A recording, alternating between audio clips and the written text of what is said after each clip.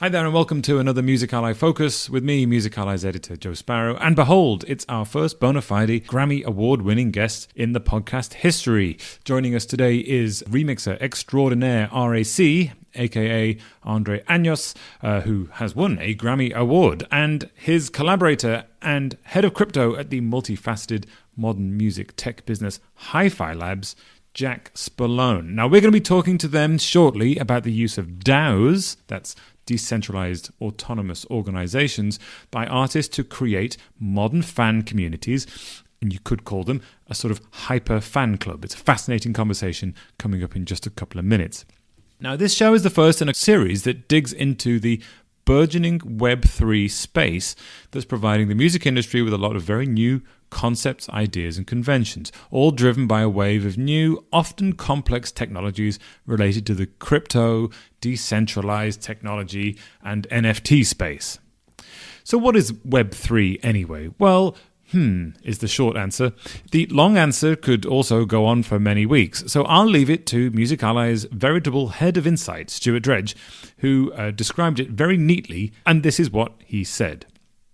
Web3 is an umbrella term that can mean different things depending on who you talk to. Broadly speaking, it's the next generation of internet services, often involving decentralized structures and blockchain technology. However, we've also seen people haul the metaverse into that definition too, making it a fuzzier, quote, what's next, catch-all term for digital services. So there you go. That's as good a description as I've read, especially from a music business perspective. And if you have a better definition, then please email me at joe@musically.com and I will gently berate Stu. Now, these shows are designed for people like you, Music Ally's audience, people who might be very music business literate, but maybe not very crypto, blockchain, decentralization literate. And we'll break down a few of the concepts within Web3 one at a time with the help of people who've been there, done it, and sold the virtual t-shirt already. So, before we speak to Andre and Jack, what is this podcast? Well, Music Ally Focus connects to Music Ally, which provides an analysis-rich guide to the music business, and each of these episodes analyzes, just as it is today, one meaningful music business story at a time. Now, these podcasts are designed to be brief. This podcast will take about the same amount of time as Julien Bagnard of France could hypothetically do 750 backwards flips on spring-loaded stilts. Julien did 25 in 1 minute in Paris in 2009. Now, talking of flipping things on its head, decentralized autonomous organizations and Web3 technology in general aim to revolutionize commerce, artistry, and, if you listen to its strongest acolytes, life as we know it. So let's talk to Andre and Jack about how they've built a modern NFT-powered fan club. So we're very happy to welcome to the podcast Jack Spallone, head of crypto at the, I'm going to call it a multifaceted modern music tech business, Hi-Fi Labs, Jack, but you can describe that better in a minute. And also very happy to welcome Andre Alan Años, founder of the Grammy-winning RAC. And we're here to talk a little bit to them about the use of DAOs, which is decentralized autonomous organizations, by artists to create, and I'm paraphrasing here, fan clubs or communities using Web3 technologies. Welcome to you both, and thanks for coming along to the podcast. Thanks, Joe. Thanks for having us. A real pleasure. Now, a little bit of context. There's a lot more to it than this, because in the realm of anything connected with a blockchain or decentralized anything, there's a lot more context. So I'm going to try and keep it fairly brief. In 2020, you issued RAC tokens to fans, quote, in an experiment to push the boundaries of what decentralized tech might do for music. And since then, they've been able to use that tokenized membership, if you like, to get discounts on merchandise or rewards or members-only things.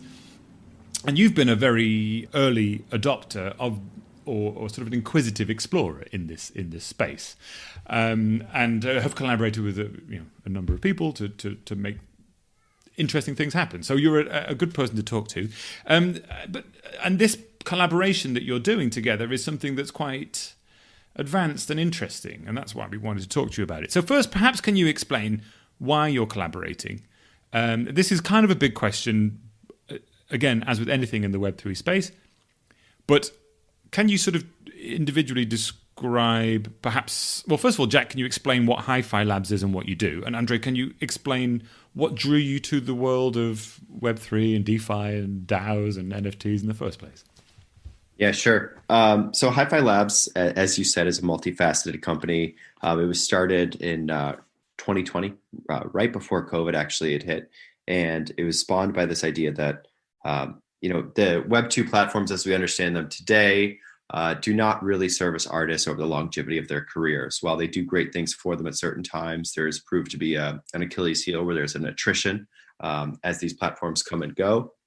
And with Web3 technology, we're now looking at it as a way to nominate important characteristics that provide the financial livelihood of artists. That's identity of their audience, identity of themselves on these platforms, the assets in which they release on these platforms, be it music, live performance tickets, virtual performance tickets, merchandise, all these other assets that can now be denominated using decentralized tech, as well as behaviors, things like liking a song or following an artist, are data points that we believe should not necessarily belong to individual platforms, but should belong to creators. And we're exploring how Web3 can do that. It's kind of a perfect match with everything RAC is doing. So I'll tee him up here to talk more about his background in Web3. Yeah, well, first of all, thank you for having me.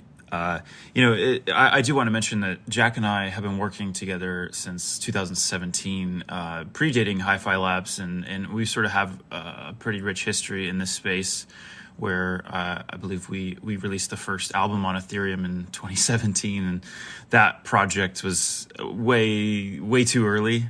Jack and I have sort of been looking for something to work on together for a while now. I mean, obviously we've collaborated on other things, but this is perhaps the biggest project to date.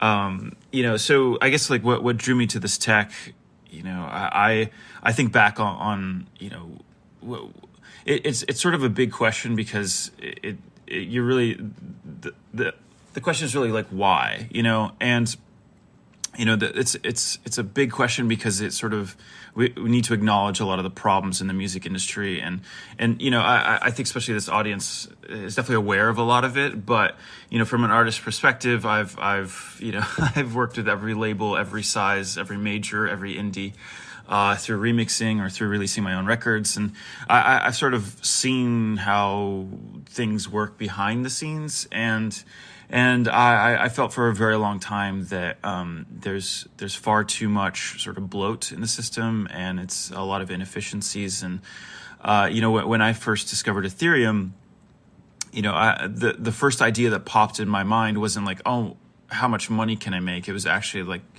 oh, this is like an open system. This is an open protocol. This is like an open network. So what I mean by that is that it's essentially a programmable protocol where like anybody can contribute and create, public goods or public services, that have sort of a novel monetization method. So what I'm really getting is like this has the power to sort of reinvent the rails which the music industry work under, and those, the sort of neutrality and independence of those rails, I think would sort of set up a more fair and equitable ecosystem for music. So, a lot of people, especially when I talk about this, they don't really care about the sort of underpinnings of the music industry and how distribution works and how royalty payments and licensing and how convoluted and complicated the whole thing can be. And, my thesis with all of this is really that I feel like there are many aspects of the music industry that could be replaced with code.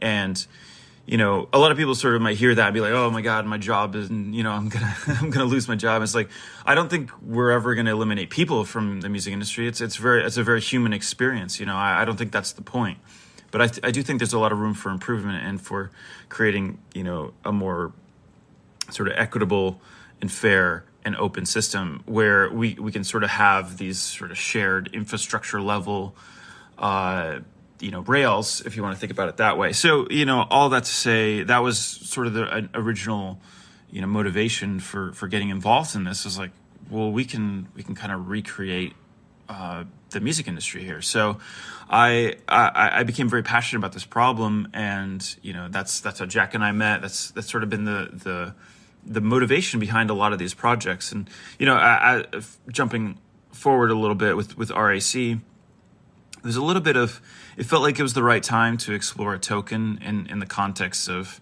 a fan club this token is a lot of things. I think it, first and foremost, it's starting out as a fan club. So what I mean by that is, the way we launched it was, okay, we have all these data points, we have emails, we have rough financial sales related to each email. And, so I went back to everybody that bought, an MP3 on Bandcamp, or anybody that bought a ticket on tour, or like basically every single data point we had. And we basically essentially gifted the token away to those people with a rough approximation of that value. So the whole idea was like, let's bootstrap this community of people that already exist, that are already there, that don't really understand like what they're contributing or like how much they're valuable to this fan club, and sort of just give them tokens and see what happens. And how many tokens was that? I think it's Andre, how did it you gave away? I want to, Jack. I mean, I don't know if you remember exactly. I want to say it was like a few percent of the total token supply. So yeah, it ended up being. I think what's more interesting is that there's 10 million tokens, and that's a fixed amount in perpetuity. And the distributed supply was a single percentage point. So there's much more room to grow and expand the various different interfaces for what can happen with this token. Yeah, so it was a relatively small amount, but it was, we were trying to essentially kickstart things, and in this sense, like as up until recently, up until this most recent update, this was essentially a token gated Discord server, where people can, connect their wallet and enter this chat room of fans, and again, this is sort of a group that already existed. These people are already supporting me on Patreon, on Twitch, and it was a way to sort of connect that audience in a way that's more ownable by the artist, but also by the community itself. And I think that's sort of an important distinction, where I think of this token as sort of living above all these different platforms. So, it's a way to kind of take power back and take a little bit more ownership. And, Jack kind of alluded to this a little bit, but, we also think about this as a social graph, as a way to, sort of own the data of the fan club and sort of, have all of that be more under our control to sort of like, benefit from, as opposed to giving it to Facebook and Instagram. So, I don't think that the intent isn't to be like acquire crazy amounts of information about the fan base, but, some basic stuff that really is not at the, at our, disposal, I guess, on current platforms. I mean, this is in line with what a lot of artists, perhaps who are not sort of exploring this space, are doing, which is, especially post-COVID, they're looking at their fan base and they're saying, look, the direct-to-fan relationship, they can see now how incredibly valuable it is, how powerful it is, and also that there's a bunch of platforms that have now reached maturity that allow them to monetize that in a way that both sides enjoy. They can make merchandise, they can support them on Patreon. So this is what you're saying is, while this might sound perhaps a little complicated in a technical sense, actually it's completely in line with what a lot of artists want to do, which is to own the relationship with the fans and then offer them things that they want to make that connectivity more beneficial. So perhaps we can talk about this sort of latest implementation of it. Is it pronounced racOS or racOS or? I just call it racOS. Okay. Yeah, I mean. So racOS, which is to sort of ease people into understanding what it is. I'm going to give it a very simple explanation of a sort of a fan club, if you like, but running as a DAO, which is a decentralized autonomous organization, which we might need to explain briefly as well. But the token holders who are your fans can have access to racOS and get involved in a number of different elements of it. So in the music industry, there's been a lot of conversation around quite simplistic implementations of NFTs, we read about the multi-million-dollar sales and not so much about the perhaps more long-term nuanced uses of them. So can you explain what racOS is and what DAOs are in this sort of music business context? Yeah, absolutely. And Jack, I'd love to hear your perspective on it too, as sort of like the person like kind of developing it. I feel like I'm a little bit more of the ideas person, and then Jack is more on the technical side, making sure it works and also contributing to a lot of ideas. But essentially, our racOS, on the surface, it's just a website. It's we're not reinventing the wheel here. It's a website. You go to rac.fm, you boot up. It looks like kind of an old Mac OS, like a 90s kind of aesthetic. And I got to design all the sound effects. So it was kind of fun to, design the boot up sound and all the little clicks and things that you do around the OS. I mean, that was a little bit of just a creative exercise for me, which is really fun. But really what we're trying to build here is essentially like a framework to sort of continuously develop this ecosystem around this token. So it's a little bit like adding functionality to a token, whereas maybe the token only served before as a way to get into this Discord server. Now it sort of unlocks all these features on this website. And, the OS framework, and I think of it as a framework where it's like, you have all these different sub apps and you can click on an app and it opens up all these features that are automatically connected to your wallet. So you can, depending on if you have enough RAC tokens, now you can, have access to a certain playlist or a certain song, or, these are all like, I put up a lot of unreleased, stuff that is just not available anywhere else. And it's a way for me to give back to fans a little bit. And it's also fun for me to just throw something up there that maybe is a little bit of work in progress, something like that. So but that sort of underlying framework was a really important first step, and basically taking back ownership over that relationship in between me and my fans. And even before, we're still kind of using Discord, and Discord is an important feature of it.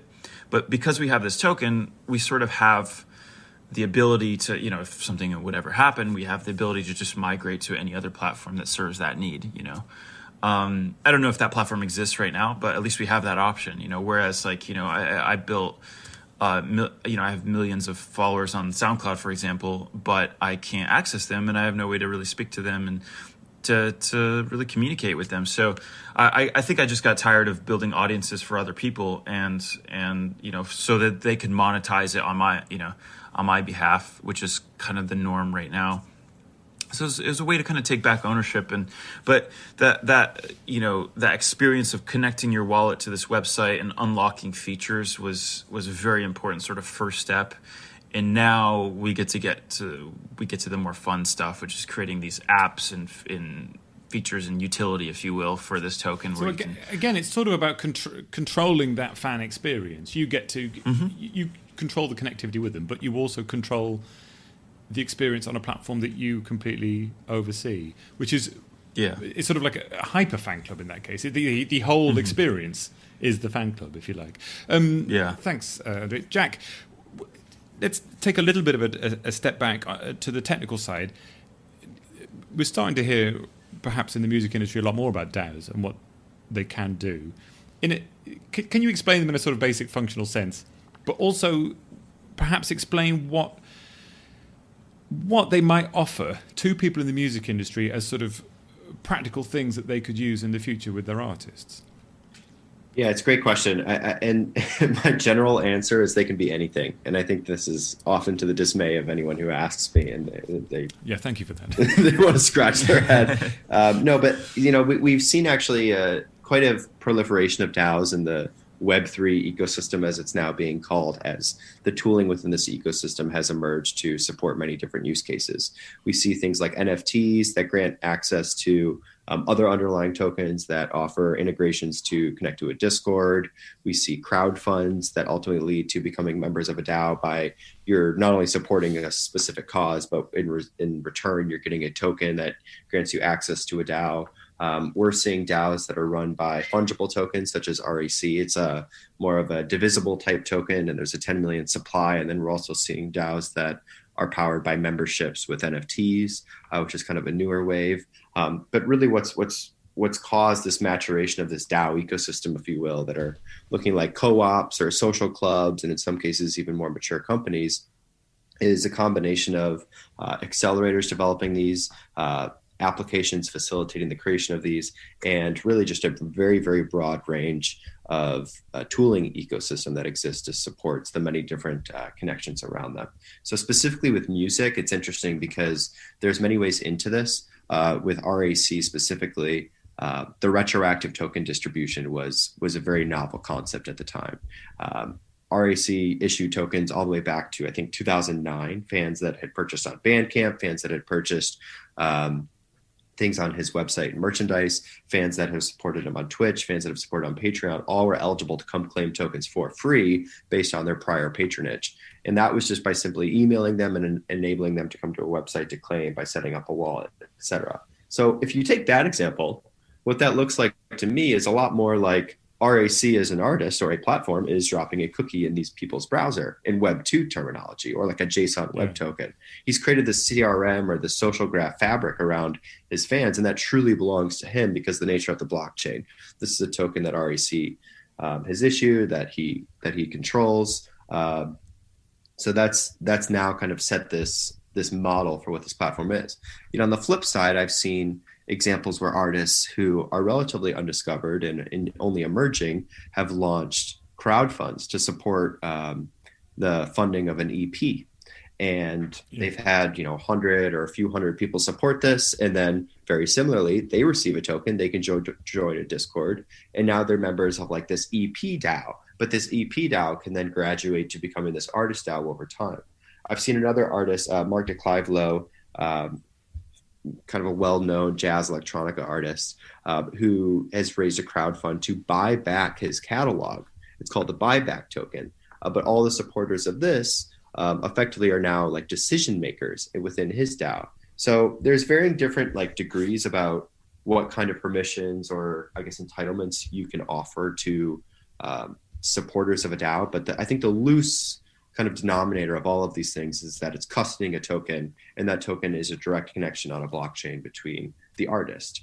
But over time, I think that, while we've seen this very, fan-oriented or fan-facing kind of degree to these DAOs, they can actually be vehicles for many more areas of an artist's business. So we talk about how they act as a CRM tool. We've talked about how they can potentially own catalog. We've talked about how they offer experiences for fans, like exclusive perks, etc. You could also incentivize team members. You can give allocations on a vesting schedule to management. You could give certain percentages to labels based on their performance. And it starts to actually centralize all the areas of an artist's business around an artist. But I will caveat, this is all still very largely independently use case driven, and a lot of these are isolated. And it remains very, very theoretical at this time, but this platform technology is very strong, and it's very, very exciting about the possibility. So to go back to my initial point, DAOs can be anything. Yeah. I wanted to mention. So I just wanted to mention one thing real quick that Jack was talking about. Is like, yes, I sort of perhaps own that relationship now, but what's also really cool about it is it's completely public. So, I could see tooling being built, like open source tooling being built around, metrics of engagement and activity that is truly public information. And I think that would be really valuable, like as other people bootstrap communities, and maybe, they would want to, see if there's a really active fan base over here, you can tap into that with no permission from me. And so it's a way to, let's say if another artist wanted to sort of start their own community, maybe they would airdrop X amount of their tokens to my fans, and then maybe my fans would be inclined to check them out. So it's a way to, it could be also seen as another form of marketing and cross-pollinating audiences. So it's very different than what we're used to in terms of, just using Facebook ads or Instagram ads or whatever. But I think it'll sort of unlock other options for marketing as well. And just to jump in here, if you're finding this useful and you want some more of this kind of in-depth news and trusted analysis waiting for you in your inbox every morning, as well as having access to all of Music Ally's industry-leading reports, head on over to musically.com/subscribe. If you're an indie label, an artist manager, an employee of a CMO or publisher, you may be eligible for one of our sponsored complimentary subscriptions as well. So head to musically.com/subscribe and check it out. Right, let's get back to Andre and Jack. One interesting point that's connected to that sort of goes back to one thing that you said at the beginning of that question, Andre, which was you've built communities for other platforms. You've got a huge follower base on, you said SoundCloud, but we could be talking about any social network, any platform, that you've built a huge follower base, and you can't tap into that list very easily or at all. Mm-hmm. Can you see us, as people, for example, start, particularly even perhaps earlier on in their careers, they start building Web3 oriented approaches from the beginning or retrospectively like you have, and building these huge lists that they have connectivity with and they own and they're tokenized. Do you think that might put pressure on these big existing incumbents to sort of change the way they work and maybe loosen up unlock some of those connections for you as an artist? I mean, that would be an ideal outcome, but if I really think about it, I mean, that's their business model, so it's sort of antithetical to like what they do. Their Instagram specifically is in the business of selling you ads. So, I don't think that they're just going to give that away. Could they, for instance, could one of these platforms, let's say, I'm going to pick SoundCloud completely, without any rationale here. But if SoundCloud came to you and said, okay, you've got however many million followers here, and we'll give you, if we'll give them your tokens, if we can somehow divide income or something from them, would that be something that you would be sort of interested in? Yeah, I mean, like, again, it's like tapping into that retroactive audience, and like if that is what it costs to capture that audience, then perhaps that's a worthwhile conversation to have. Like what they have and what I've built for them is valuable, but I just can't use it, Yeah. So it's like if that became useful to me, it would be very useful. So I'd be very willing to do that, and to be fair, I think I can't because of NDAs and like all that fun stuff, I can't really say who, but there are a lot of platforms that are actively looking at this stuff, and I think they get it. They see the potential here, and I think a lot of them perhaps see a path to where these systems can coexist, but it does involve giving up one of at least at the model as it currently stands, that is their business model. So, we'll see. I will say, like, a lot of the interest comes from more of the research divisions within these entities, and like probably the lowly, different departments that are probably just excited about the technology, and the higher ups maybe aren't so keen on it. I don't know. I'm just speculating. But, Well, let's talk about that. The idea of sort of governance and voting and sharing. Not all DAOs, but some DAOs, you buy a token to be part of it, and then you have an element. You have voting rights, if you like, on the governance of what that DAO does, and whether that's investing in other things or building things or whatever. Do you think? I've seen some artists, for instance, who are saying, "Okay, we're building a DAO, and now our fans can give us feedback on how our remixes should sound or how we should be creating music." Where is the line for you you personally as an artist, in terms of how involved do you want your fans to be with what you do, and how can you see that working for you? Yeah, no, it's a great question, and it's something that we think about a lot, because as it stands right now, we essentially control, I think, like 90 something percent of the token supply. So it's almost like the voting mechanism, it's not widely distributed enough to really have like a robust sort of voting network. So I think that perhaps that's something that we're definitely going to explore down the line. But like, what is the purpose of voting? Are they voting on creative aspects? I don't think that that's really the point of this token specifically. I think that there's room for that concept for some people. I don't think it's like something that I'm personally that excited about. I've always, on a creative level, I just kind of always done my own thing, and it's not that I would be, think too highly of myself that I wouldn't like need feedback or anything like that. But it's something that I see as very separate, and I think that the voting would perhaps come more with things that are related directly to the community itself, or if we expand, you kind of mentioned DAOs that are buying back catalogs, and if that is something that we explore and are successful at, now we're suddenly it's a DAO managing a catalog and things like that. Yeah. So I think that's the governance of those kinds of assets. That to me is a little bit more where it makes sense.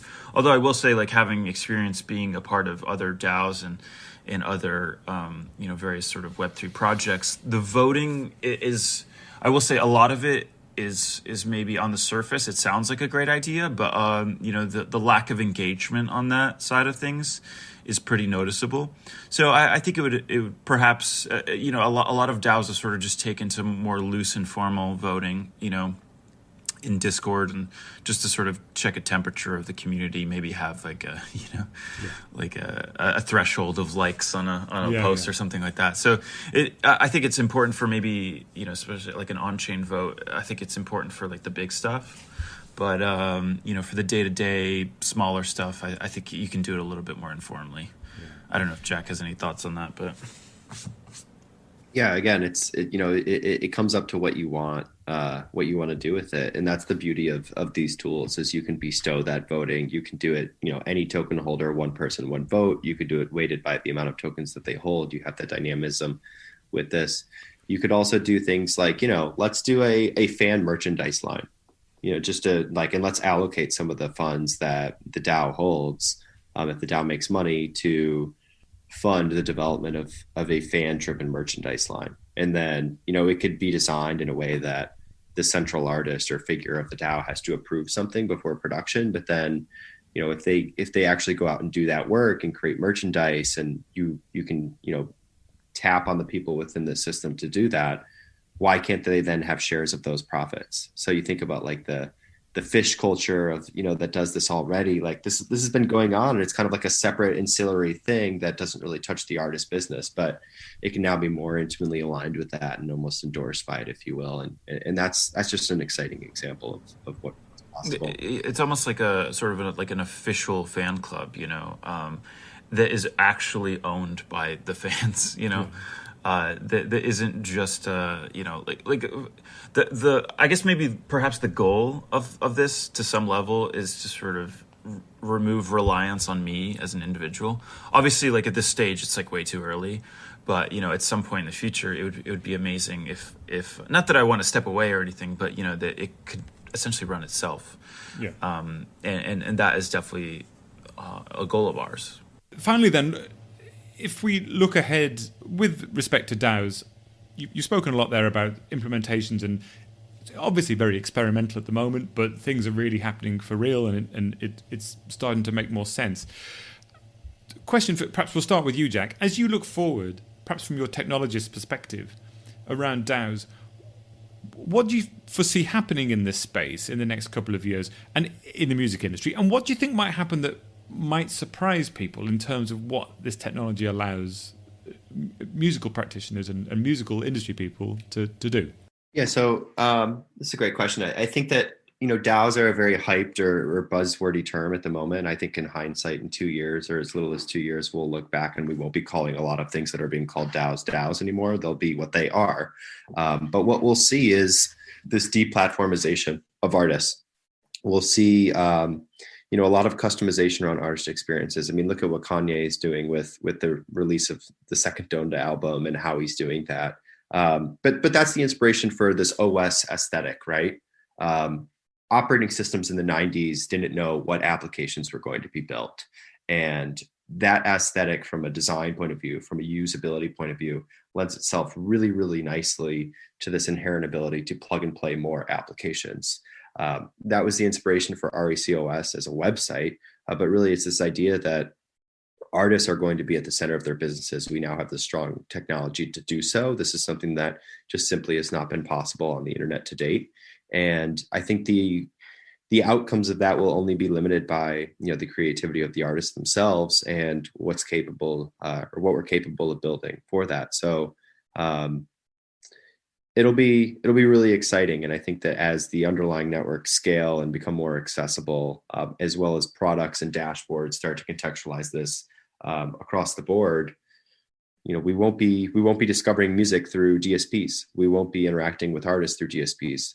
We'll be doing it through DSPs in many other places as well. And I think that will stratify the experiences around how we interact with artists, and that's probably the biggest point. So one thing, Jack, just to continue on that, we've mentioned a lot during this conversation is putting the artist at the center, ownership of connections, increased efficiency of what is perceived as an inefficient system, and rebuilding the music industry. These are all sort of things we've spoken about. Who do you think, this is a slightly provocative question, but who do you think should be most concerned or feel that, or I don't mean threatened in a sort of a negative way, but whose business model is probably most threatened by this and of the incumbents in the industry, and who would be best suited to adopting this kind of technology for the good of everything? Yeah, so this might be like a completely unpopular opinion amongst my peers, but I don't really think that anyone's business model is, standing at this point of being obsolete. I think that royalties are going to continue to go through, government issued agencies, and PROs and copyright management organizations. I still feel that, labels will have a place for the marketing of global pop records, as well as many other things. I think the copyright industries broadly, recording and publishing, are not going to change. I think that managers are still very much going to be a necessity in this place. I think what's going to change is that we're going to stop calling it the music industry. I don't know if we'll do that in as little as 2 years, but what we'll start calling it is an ecosystem, as it should be. We don't call the food industry the food industry. There's no such thing. There's the restaurants, there's food that you can make in your own home, there's grocery stores, and music is a hell of a lot like food. So I think this technology is actually going to liberate music and artists in a way that will enable us to call it more of an ecosystem, as it should be, because all of our interactions with music are very cultural and very, very idiosyncratic to the personal experience, both for artists and fans. And this technology, I think, is really going to unlock that. Yeah, I definitely share that vision that, perhaps there's some people in the music industry that their job will become a little bit redundant, but the goal isn't to, make everybody lose their job. It's like, I actually have this belief that we're undervaluing music, and I think music is actually way more valuable, and we could all be succeeding together. This isn't so much like a us versus them type of a thing. This is more like the unlocking of music and the unlocking of that value. If you think about it, like, we value music based on the royalties that they earn. We literally, the way that we value music catalogs is based on a multiple of how much that catalog earns. It's not about the inherent value or the intrinsic value of that piece of music. So I think once we unlock that, I think the music industry will go from a $40 billion industry to something far, far bigger, as it should be, because music is ubiquitous. It's probably one of the most important parts of the human experience, So like, I really believe that there's going to be a role for everybody, and I think a lot of it will be, unlocked through, sort of perhaps fixing some of those inefficiencies. This isn't so much like, I think if I have to sort of name one specific thing that I think will really change in the music industry and it's really actually sort of the source of a lot of the issues that I see in the music industry, is the financialization of it and the way that loans and what they are. Labels give out loans at egregious rates, and it's sort of normalized. But if you go to, any other aspect of the financial industry, I mean, a 50% loan, is sort of unheard of. It's like mob level loan shark type of rates. So it's, I think once that becomes more democratic and we sort of remove the financialization of it from the labels, and the labels are just creative services, I think that will really unlock the power of labels. And I think that's really what they're good at. That's what they're useful for. I was on a major label, and, the financial side of it is like, I mean, they've made so much money off of me, and I'm not even close to being recouped. So it's like they've created a model that really benefits them in that case. But, their marketing worked. I mean, I was all over the place. Like they really, it's a well-oiled machine. They're really good at that aspect of it. And I don't think that that's going away, but perhaps there's a more equitable way to do fundraising, and maybe that's involving your fans in that. I don't know, or maybe that's just involving a small group of more financially oriented fans. So it's kind of all over the place, but I really do believe that this is it's more about unlocking the value, not destroying, crumbling the existing industry. Yeah, fascinating. And like you say, there's still an exploratory space. You and in particular, but lots of people are trying to find these new paths in, and the routes out are going to be fascinating. And because we have this conversation a lot with developing technologies. Musicians are scared that AI is going to write music and make them redundant, but it doesn't work out like that. And so this is a rapid and a big shift, but one that is going to, perhaps creatively liberate people at lots of levels throughout the industry in fascinating ways. And it will be really interesting to see how this shakes out, because there is not a feeling necessarily of inevitability, but there is a lot of momentum behind this. And if people start very early on adopting these technologies, it's a future RAC may not need to sign a major label record deal and do it a different way and achieve the same levels of marketing and success. And that would be a really fascinating experience, wouldn't it? Listen, I will put some links around the podcast to all the things that you've mentioned, so that people can explore them for themselves. Is there anywhere that you would particularly like people to click and have a look at, other than racOS, which I will, of course, put?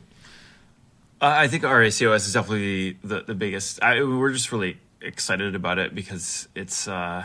I don't know. I really want to change what the website experience is for people. It's... I used to have a Squarespace account, and it just, it was just a repository for information, and that's all it is. And you go there, click around. I mean, you barely had any traffic, But now it's sort of like I'm more excited about sending people to this website because it's like interactive. You can do all kinds of stuff. It just feels better, I'm more proud of it, and it's if anything. Like you said, this is very much experimental, and we don't really know the exact right models, how all of this is going to shake out. But we're happy to be that sort of test case or case study, and just learn from it, see what happens, see what the pain points are, which we've already learned so much. Yeah. And hopefully, the wider community can also learn from that and improve upon it, and we can continue to build this ecosystem. But more than happy to be the first to sort of pave the way a little bit and fail and be the lab fumble. Yeah, that's and Jack, you've collaborated very closely on this, of course, and developed it. What sort of people in the music industry should be contacting you for what sort of opportunities in this space? Yeah, so at Hi-Fi Labs, we speak to all different types of characters within the music ecosystem. There's really no shortage of who we're taking calls with these days. We've got an excellent engineering team. We've got an excellent artist team. We have some amazing partnerships people and marketing people, and there's really no shortage of an expert on our team that can't talk to anyone in this broader music ecosystem. So yeah, find us at Hi-Fi Labs, hifilabs.co, and I'm on Twitter. So that's where I hang out, inherently being in the crypto industry. Of course, I will send people your way, and you can send them on to the moon. No, I'm very joking. Jack is shaking his head for the benefit of those. Thank you very much, Jack and Andre. We're really thrilled to have you here and shining some really useful light on the realm of DAOs. And I think we're all fascinated to see how this works. So thank you very much for joining us. This was lovely. Thanks, Joe. Thanks for having us. So there you go. Huge thanks again to Andre, aka RAC, and Jack for joining us and really digging deep into the concept of DAOs as fan clubs, if you like, and building communities that are decentralized but united around the artist. There are some links next to the podcast to both of their work, including Hi-Fi Labs and to racOS, and I recommend that you check them out, especially racOS, just to see what is possible in this space with that kind of technology. So if you found that podcast useful, please share it on with someone else who you think might also get something out of it. And if you found it controversial, you can email me and vent your spleen. That's joe@musically.com. We also have a free weekly email called The Knowledge, which rounds up bits and pieces of all the best analysis, news, marketing insight, and skills from Music Ally's vast repertoire. So sign up and instantly become more attractive to your friends and everyone else around you. Links are in the description as always. And so that's it from me. Thank you very much for joining us again in this first in the series of looking at some Web3 stuff here on Music Ally Focus. And from me, Music Ally's editor, Joe Sparrow. See you next time. Farewell.